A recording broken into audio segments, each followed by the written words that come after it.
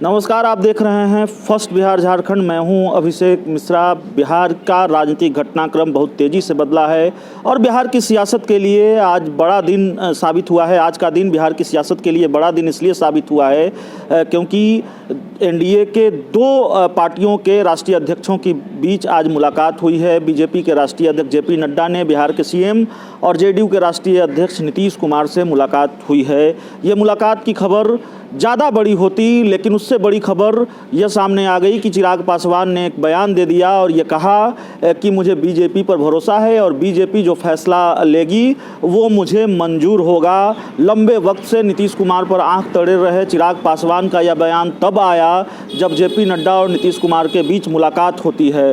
तो हम इसी की पृष्ठभूमि को समझने की कोशिश करेंगे और इसकी जो पूरी कहानी है वो आपको समझाने की कोशिश करेंगे। दरअसल चिराग पासवान लगातार सीएम नीतीश कुमार पर हमलावर रहे हैं। एक भी मौका उन्होंने सीएम नीतीश कुमार पर हमले का नहीं छोड़ा है, ये आप जानते हैं। लगातार चाहे वो नियोजित शिक्षकों का मामला हो, चाहे वो बिहार में बाढ़ की बात हो, कोरोना को लेकर हो या फिर एससी एसटी को लेकर हो, चिराग पासवान ने लगातार नीतीश कुमार पर निशाना साधा। और यही नहीं, उन्होंने कई बार ये संकेत दिए कि बिहार में गठबंधन का स्वरूप बदल सकता है। अपने तेवर से चिराग पासवान ने लगातार ये संकेत दिया, इन कयासों को मजबूत किया कि बिहार में वाकई राजनीतिक समीकरण बदल सकता है और चिराग पासवान कोई बड़ा फैसला ले सकते हैं। आज जब चिराग पासवान ने कहा कि मुझे बीजेपी पर पूरा भरोसा है और मैं बीजेपी पर भरोसा करता हूं और बीजेपी के साथ खड़ा हूं, तो इस बयान के कई मायने निकाले जा रहे हैं। ये कहा जा रहा है कि चिराग पासवान ने अपने तेवर नरम कर लिए हैं। दरअसल चिराग पासवान ने अपने तेवर नरम नहीं किए हैं। चिराग पासवान के जो तेवर रहे हैं और जिस तरह से नीतीश कुमार पर वो हमलावर रहे हैं, उससे न सिर्फ आम लोग बल्कि जेडीयू के अंदर खाने भी ये चर्चा रही है कि कहीं न कहीं ये बीजेपी के इशारे पर तो नहीं हो रहा है।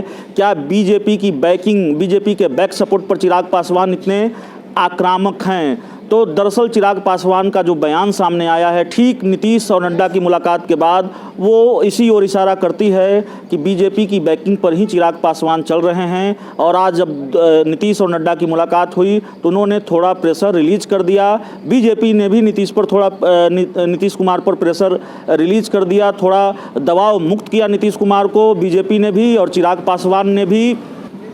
लेकिन ये खेल पूरी तरह से ख़त्म नहीं हुआ है। चिराग पासवान ने ढाई घर की चाल चली है सियासत की शतरंज पर।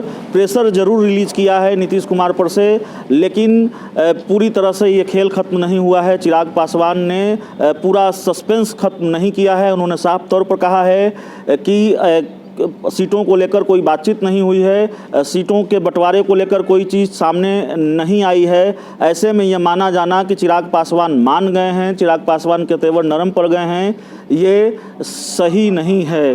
थोड़ा प्रेशर रिलीज किया है और जो बयान सामने आया है उस बयान के अलग अलग मायने निकाले जा रहे हैं, लेकिन उस बयान का जो सबसे बड़ा मतलब है वो यही है कि बीजेपी के बैक सपोर्ट पर ही चिराग पासवान चल रहे थे। तस्वीर धुंधली है, आने वाले दिनों में साफ हो जाएगी।